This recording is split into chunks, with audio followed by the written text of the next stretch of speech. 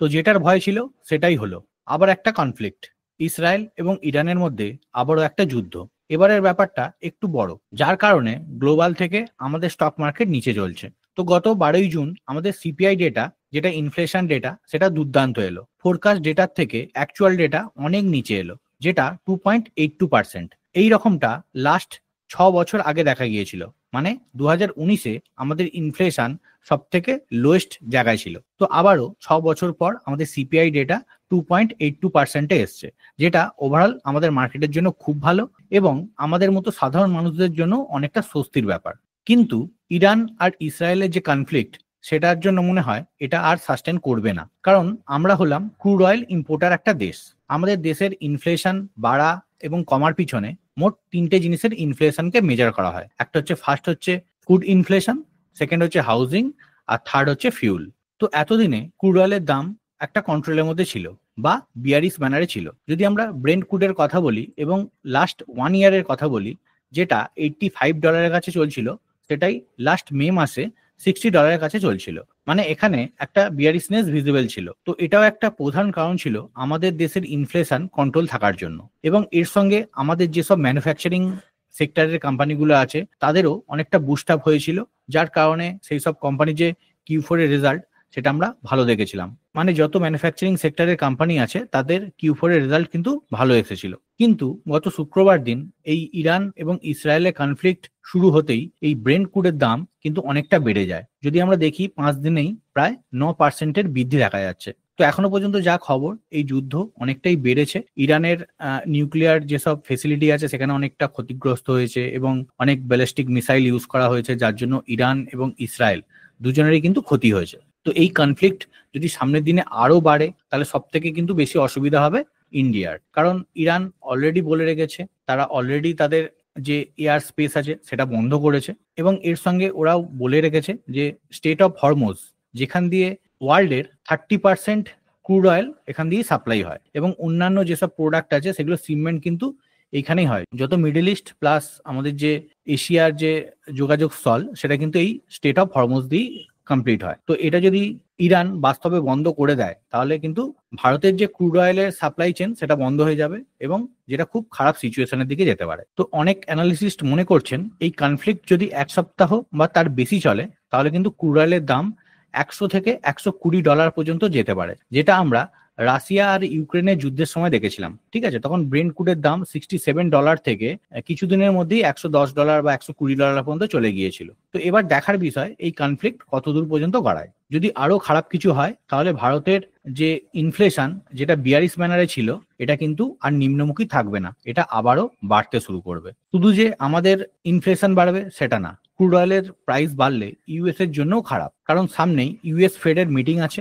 যেখানে রেট কাট হওয়ার একটা পসিবিলিটি ছিল।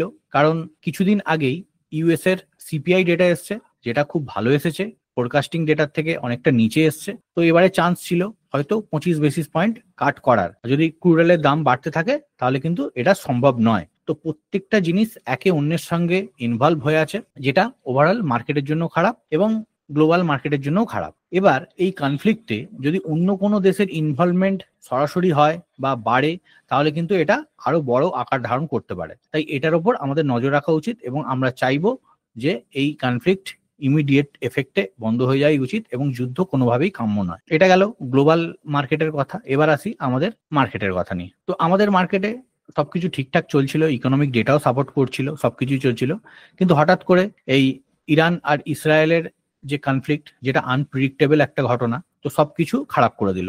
তো লাস্ট ভিডিওতে ডিসকাস করেছিলাম দুটো লেভেল নিয়ে, যেটা হচ্ছে 25,200 আর একটা হচ্ছে 24,400। তো লাস্ট ফ্রাইডের দিন গ্যাপ ডাউন অনেকটা ওপেন হয় এবং একদম এক্সাক্ট বলতে পারেন 24,460-এর লেভেল থেকে রিভার্স করে 24,718 লেভেলে বন্ধ হয়েছে। মানে আমরা একটা স্ট্রং বাউন্স দেখেছি। কিন্তু সামনের দিনে মার্কেট যদি এই 24,400 এই লেভেলের নিচে একটা রেড ক্যান্ডেল ক্লোজ দিয়ে দেয়, তাহলে কিন্তু এই মার্কেট যেটা পজিটিভিটি ছিল সেটা কিন্তু নেগেটিভ হয়ে যাবে। তো তখন সুইং ট্রেডিংটা একটু পজ রাখাই ভালো এবং একটু ওয়েট অ্যান্ড ওয়াচ করে 1-2 সপ্তাহ ওয়েট করে আবার ডিসিশন নেওয়া উচিত। এবং মার্কেট নেগেটিভে চলে গেলে সুইং ট্রেডিং থেকে তখন পয়সা বানানো সম্ভব নয়। ইন্ট্রাডে ট্রেডিং করতে পারেন, তাও প্রপার নলেজ নিয়ে।